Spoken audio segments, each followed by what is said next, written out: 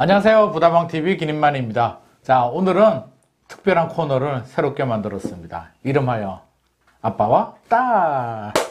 제 딸이 출연했습니다. 네, 그래서 제가 2030 세대들, MZ 세대들과 소통을 강화하기 위해서 제 딸을 출연시켜서 부동산 이야기를 쉽게 재밌게 한번 풀어가 보려고 합니다. 제 딸 소개하겠습니다. 김민지. 안녕하세요. 딸 김민지입니다. 자, 소감 한마디. 소감이요? 굉장히 되게 이게 얼떨떨하네요. 영광인 줄 알아라. 네. 자, 처음 출연해서 제 딸이 좀 얼떨떨한데요. 자, 요즘 부동산 시장이 그렇잖아요. 그래서 부동산 이야기에 대해서 재밌게 한번 해보도록 하겠습니다. 최근 뭐 부동산 뉴스를 보거나 재밌는 거, 뭐 생각나는 거 한번.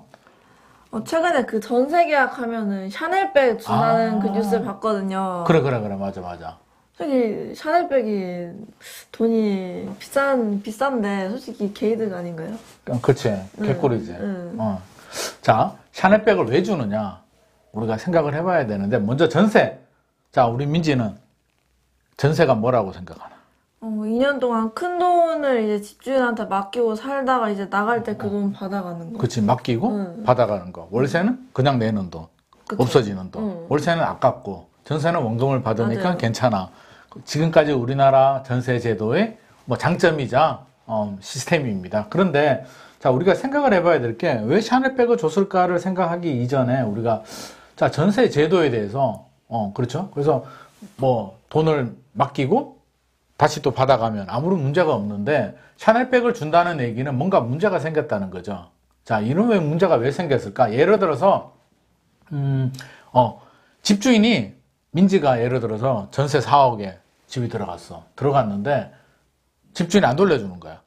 그럼 어떻게 될까? 그러면 문제가 되죠.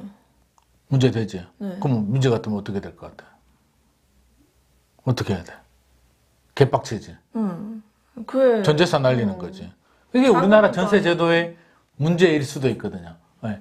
이거는 소유권처럼 뭐 이렇게 법적으로 어떻게 물건이라고 해서 딱 뭐 이게 뭐 소송 걸고 뭐 이런 게 아니라 사람과 사람이 계약한 거기 때문에 언제든지 문제가 생길 수도 있고요. 이 문제가 생기면 뭐 법원에 뭐 소송을 해가지고 뭐 경매 넘기고 막 이런 복잡한 문제가 생깁니다. 그래서 전세 제도는 이제 이런 게 문제가 되는데 아마 샤넬백도 예를 들어서 집값이 8억이야.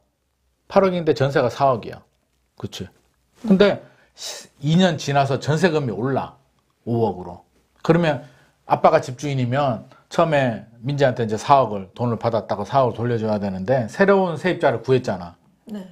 5억을 받았지. 그러면 5억 중에 4억을 주고 1억은 남지. 네. 그럼 아빠가 개꿀이지. 그렇죠. 전세 제도가 이렇게 가격이 올라가면 집주인은 개꿀입니다. 아주 좋은데 반대로 아빠가 민지한테 4억을 이제 전세금을 받았다?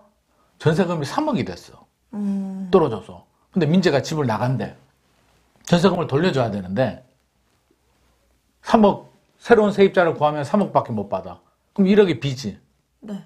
어떻게 해야 될까? 손해죠, 그러면. 집주인이 손해지. 손해인데 또 생각해보면 민지한테 4억을 받았단 말이야, 세입자한테. 그 받은 돈 어디 간겨? 그거 원래 가지고 있어야 되는 거 아니에요?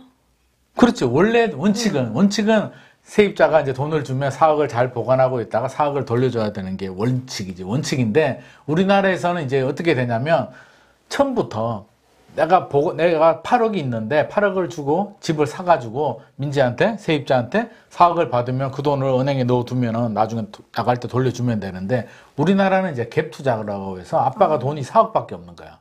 근데 8억짜리 집을 사고 싶은 거야. 그치? 그럼 어떻게 사야 될까?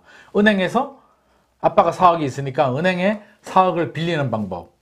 그치? 담보대출. 그러면 이제 50%를 빌려서 8억을 채워서 집을 사는 방법. 두 번째는 민지가 세입자야. 전세가, 시세가 4억 정도 돼. 그럼 민지한테 4억을 받아. 아빠 돈 4억을 보태면 8억이 되지. 그럼 8억짜리 집을 살 수 있는 거 아니야? 그치? 그게 갭 투자란 말이야. 그러면 민지가 지금 이런 집에 살고 있단 말이야. 4억에. 아빠가 그 집을 사면 그 집 집주인한테 아빠가 얼마를 주면 될까? 그 집을 4억에 사면요? 8억짜리 집인데. 4억? 그렇지. 아빠는 4억만 그 집 집주인은 이미 민지한테 4억 전세금을 받았잖아.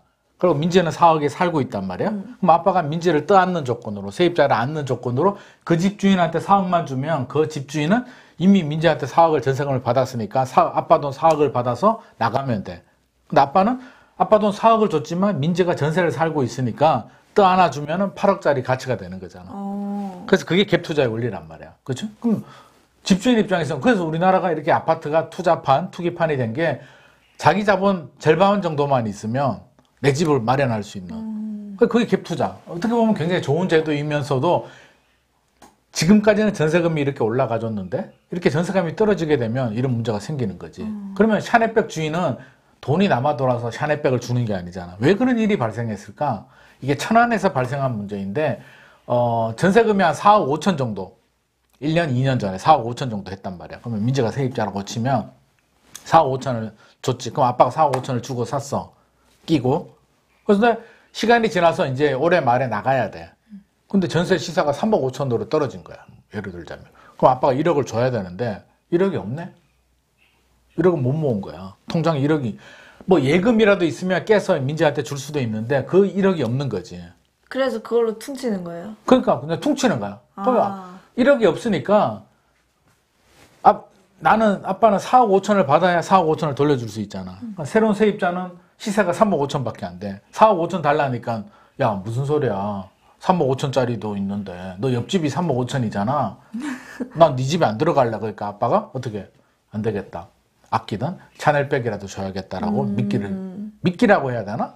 어쩔 수 없는 이런 상황이 발생한 거지. 최근에 전세 가격도 떨어지고 매매 가격도 떨어지다 보니까 이런 웃지 못할 뭐 슬프다고 해야 되나 이거 이상한 해프닝이 발생하는 게 우리나라 전세제도의 그 모순이자 고질적인 문제가 이제 터졌다고 봐야 되는 거죠. 그치?